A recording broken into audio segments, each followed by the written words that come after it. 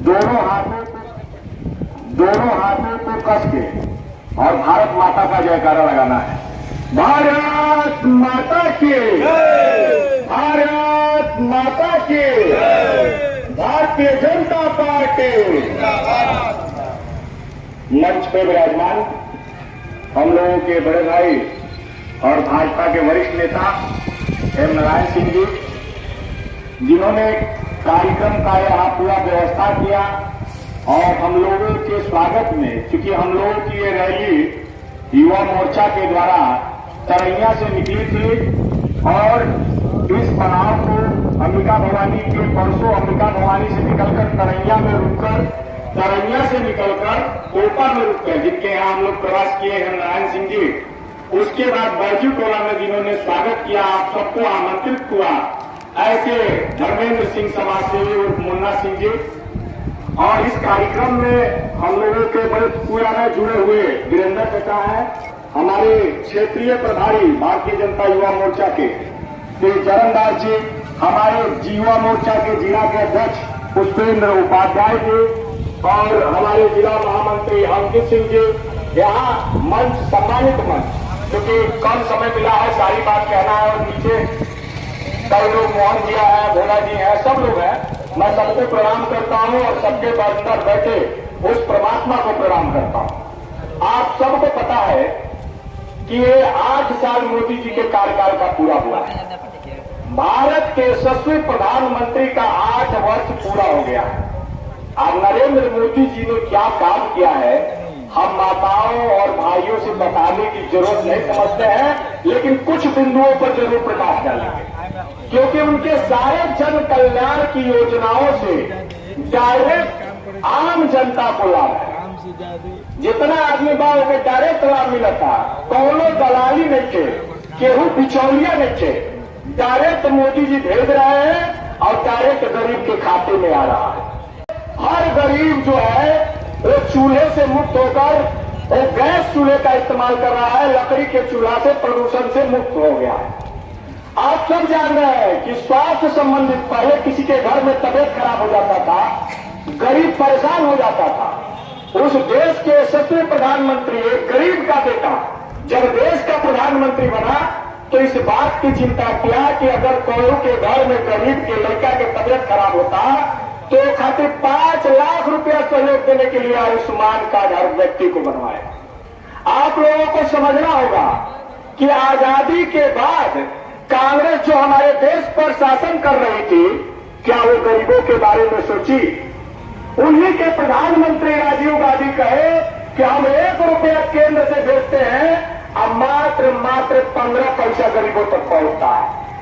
और भारत के यशस्वी प्रधानमंत्री नरेंद्र मोदी जी ने इसी चीज का चिंतन किया, मंथन किया, क्योंकि वो आपके बीच से थे, वो आपके समाज से थे।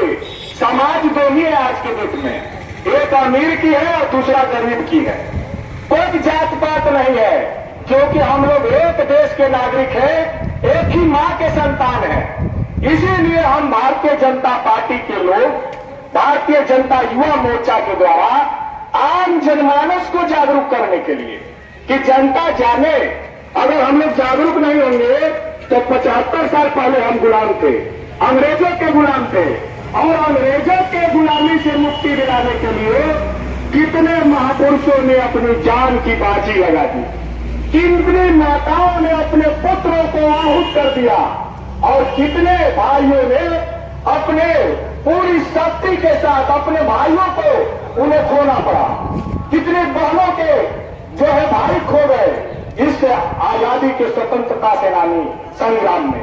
आप सबको बताना चाहता हूं कि बड़ी कीमत चुकाकर हमें आजादी मिली है, और इस आजादी में हमें ऐसा नेतृत्वकर्ता मिला है जो भारत के यशस्वी प्रधानमंत्री नरेंद्र मोदी के रूप में। इसलिए भाइयों और बहनों, आप जानते हैं, दूसरे को बताना है कि अगर भारतीय जनता पार्टी अगर इसी तरह देश में सत्ता को संभालती रही तो भारत को विश्व में विश्व गुरु बनने से कोई नहीं रोक सकता। वर्तमान स्थिति में आप देख रहे हैं कि किस तरह से अन्य राजनीतिक दल अपने परिवार तक सिमट के रह गए हैं, चाहे आप कोई भी क्षेत्रीय राजनीतिक दल हो, सब अपने अपने मुख्यमंत्री रहे, अपने बेटे को मुख्यमंत्री बनाने का चिंता किए, अपने प्रदेश अध्यक्ष रहे, अपने बेटे को प्रदेश अध्यक्ष बनाने का चिंता किए। विश्व भर में विश्व की सबसे बड़ी पार्टी भारतीय जनता पार्टी एक यही एक पार्टी है जिसमें योग्यता के आधार पर पद मिलता है, जिसमें एक गरीब का लड़का भी देश का प्रधानमंत्री हो सकता है, जिसमें एक गरीब का लड़का भी भारतीय जनता पार्टी का राष्ट्रीय अध्यक्ष हो सकता है। इसके लिए किसी के सरनेम की आवश्यकता नहीं है। बाकी सारी पार्टियां बाप के कारण देते मौजूद हैं। तो आप लोगों को समझना होगा कि हमारा देश गुलाम न हो, हमारे देश में स्वतंत्रता का ये जो लोकतंत्र का स्वस्थ लोकतंत्र बना हुआ है, ये हमेशा विराजमान रहे, हमारा देश हमेशा स्वतंत्र रहे। इसलिए राष्ट्रवाद के लिए हमें काम करना होगा। राष्ट्रवाद ही देश की परिकल्पना को साबित करेगा। और आपने देखा होगा यह तुष्टीकरण की राजनीति नहीं है। अगर मोदी जी केंद्र से योजना भेज रहे हैं तो कोई धर्म वंचित नहीं है। हिंदू के साथ अन्य धर्मों को भी लाभ मिल रहा है, चाहे वो मुस्लिम हो, चाहे वो किसी भी धर्म का, मजहब का, पंथ का, किसी भी जाति का व्यक्ति हो, सबको समान नजर से देखा जा रहा है। लेकिन कुछ लोग जिनके आंख में जाति का चश्मा लगा हुआ है, जिनके आंख में तुष्टीकरण का चश्मा लगा हुआ है, और वो जानते हैं क्यों है, उसका कारण है कि उनके इस चश्मे से हम बचेंगे। आपका लाभ नहीं होगा, सिर्फ उनका लाभ होगा, क्योंकि आखिर अगर वो बचेंगे नहीं हम, तब वो तक वो सत्ता कैसे लेंगे। इसलिए आप सब जागरूक हो जाइए। मोदी जी के 8 साल बेमिसाल इस बातों को, जन कल्याण, सेवा, सुशासन, जन कल्याण की योजनाओं को आम जनता में चर्चा करिए।